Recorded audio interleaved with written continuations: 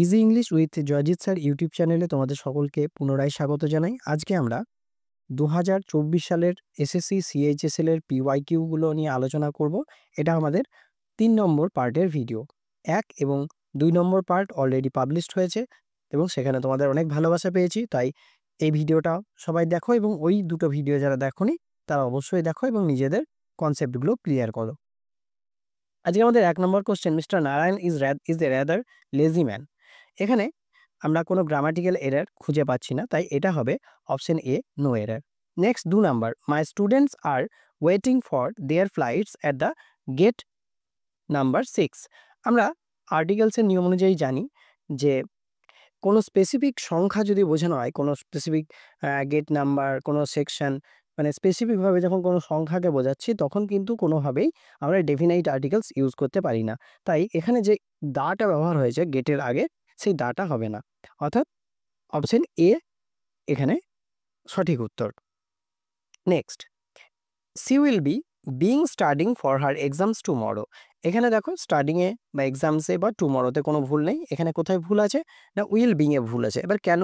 কারণ হচ্ছে এই সেন্টেন্সটা পড়ে আমরা বুঝতে পারছি যে এই সেন্টেন্সটা হচ্ছে কন্টিনিউয়াস, ফিউচার কন্টিনিউয়াস।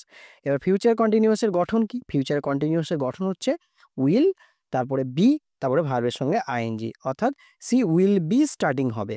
এখানে কিন্তু উইল বিং হবে না, তাহলে উইল বিংটা রিপ্লেস করতে হবে উইল বি দ্বারা। নেক্সট 4 নম্বর কোশ্চেন। 4 নম্বর কোশ্চেন হচ্ছে, I am writing to invite you to give a presentation for our jobs and careers conference for engineering graduates. তাহলে এখানে আমাদের যে এররটা সেটা হচ্ছে সি পার্টে। এখানে ফর যে প্রেপোজিশনটা আছে সেই ফরের পরিবর্তে আমরা অ্যাট ব্যবহার করব। এবার কেন ব্যবহার করব? কারণ অ্যাট আমরা ব্যবহার করি কোন ক্ষেত্রে না, অ্যাট ব্যবহার করি আমরা স্পেসিফিক কোনো কিছু বোঝাতে গেলে, কোনো স্পেসিফিক ইভেন্ট বা কোনো অকেশন বোঝাতে গেলে।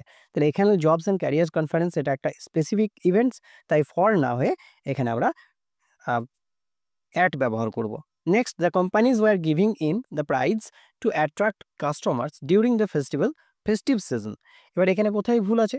এখানে ভুল আছে আমাদের গিভিং ইন দ্য প্রাইজ এখানে, কারণ গিভিং ইন এই কথাটার অর্থ হচ্ছে সারেন্ডার করা, মানে যুদ্ধের মাথা নত করা। তো এইখানে তো আমাদের গিভিং ইনের কোনো ব্যাপার আসছে না, এখানে ডিস্ট্রিবিউট করার ব্যাপার আসছে। তাই গিভিং আউট এই কথাটা আমরা ব্যবহার করতে পারি, অর্থাৎ গিভিং ইন এর পরিবর্তে গিভিং আউট আমরা ব্যবহার করব, অর্থাৎ অপশন সি তে ভুল আছে। This art work are a wonderful example of the periods vogue for realistic style. এখানে যে জায়গায় ভুল আছে সেটা হচ্ছে অপশন এ। এখানে যে পোর্শন থেকে আমাদের এরর কারেকশনটা এসছে বা এরর কোশ্চেনটা এসেছে সেটা হচ্ছে সাবজেক্ট ভার্ব এগ্রিমেন্ট।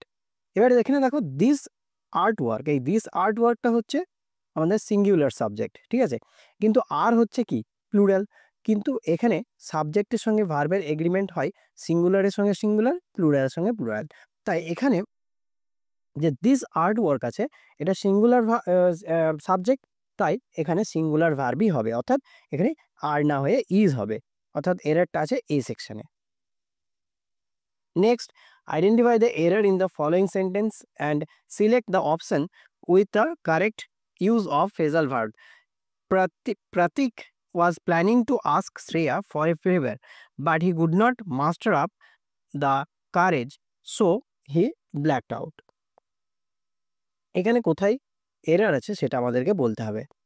এখানে এরর আছে, মানে কোনটা সঠিক হবে সেটা বলতে হবে। এখানে সঠিক হচ্ছে বি এরটা, কারণ এখানে চিকেন আউট এই কথাটা হচ্ছে এর সঙ্গে মানানসই।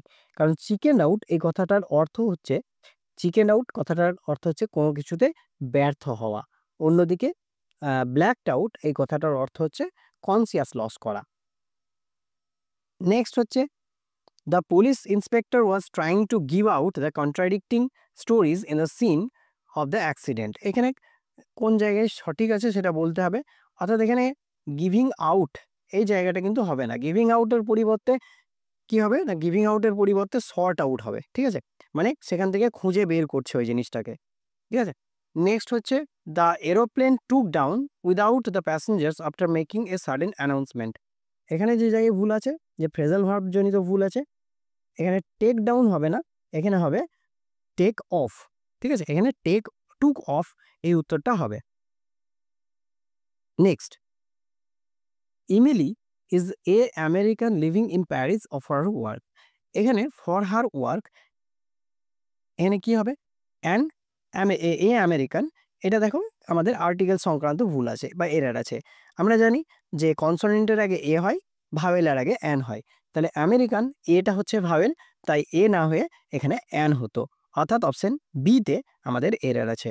Next 11 number, this is a doll and there is a umbrella. এখানে কোশ্চেনটা আছে, তো এখানে অপশন এতে ভুল আছে, তোমরা দেখেই বুঝতে পারছো অ্যান আমব্রেলা হবে, কারণ ইউটা ইউ এর মতন উচ্চারণ না হয়ে আই এর মতন উচ্চারণ হচ্ছে, অর্থাৎ ভাওয়েল সাউন্ড দিচ্ছে, তাই এখানে এ না হয়ে অ্যান হবে। Next, even in cold whether the reliable car always started on the first try. এখানে যে আন্ডারলাইন ওয়ার্ডটা আছে সেটার পরিবর্তে কোন ওয়ার্ডটা সাবস্টিটিউট করা যাবে সেটা এখানে বলতে বলেছে। এখানে যেটা সাবস্টিটিউট করা যাবে সেটা হচ্ছে ডিপেন্ডেবল, অর্থাৎ অপশন এ। আমাদের ভিডিও এই পর্যন্ত।